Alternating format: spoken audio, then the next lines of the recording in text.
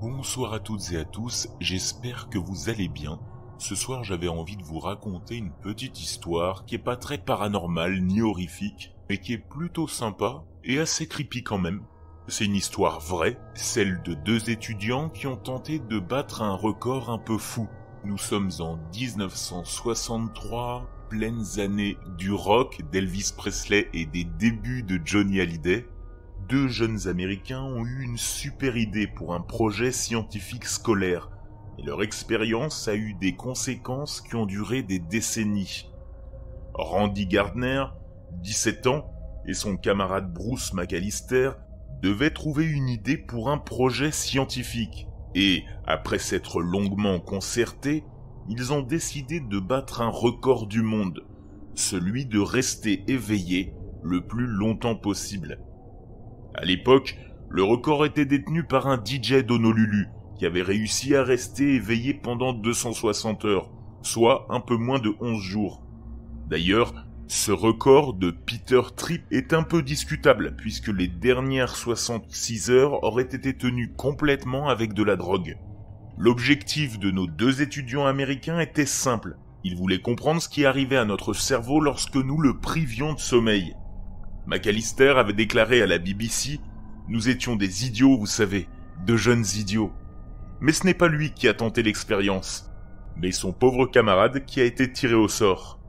Il indique qu'il est resté éveillé avec lui pour le surveiller quand même, mais après 3 nuits d'insomnie, il s'est réveillé plaqué contre le mur, en train d'écrire des notes dessus.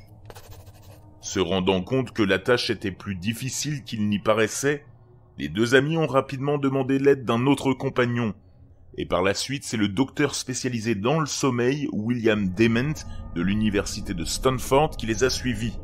En fait, les parents de Randy étaient très inquiets car ils craignaient qu'il s'agisse de quelque chose de vraiment néfaste pour lui.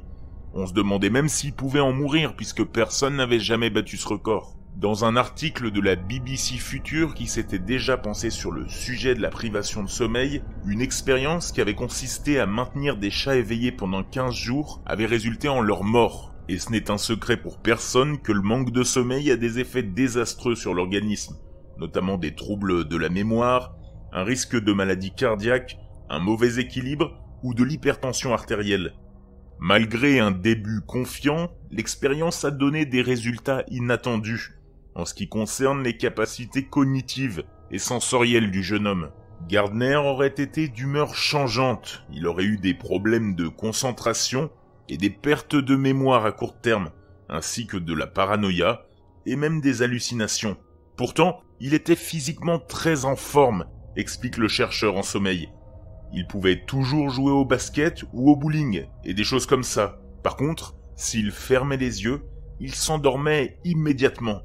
Il est intéressant d'ailleurs de noter que les scanners cérébraux ont révélé plus tard que le cerveau de Gardner faisait des micro-siestes pendant tout ce temps. Certaines parties étaient endormies, quand d'autres étaient éveillées. Hormis du Coca-Cola pour rester éveillé, Gardner n'a pris aucun produit stimulant, ni d'exédrine, ni de benzédrine, ni de drogue par exemple. Après avoir été emmené à l'hôpital naval, le jeune homme de 17 ans a dormi pendant 14 heures d'affilée, avant de se réveiller naturellement, sans se sentir trop fatigué.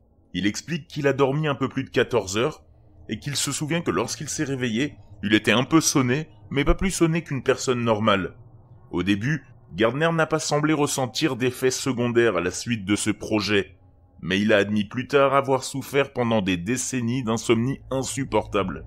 Il dit qu'il était horrible à côtoyer, tout l'énervait, c'était comme une continuation de ce qu'il avait fait il y a 50 ans. Depuis, le record de Gardner a été battu. Et aujourd'hui, c'est un certain Robert McDonald qui le tient, avec 453 heures et 40 minutes d'éveillé, soit 18 jours, 21 heures et 40 minutes.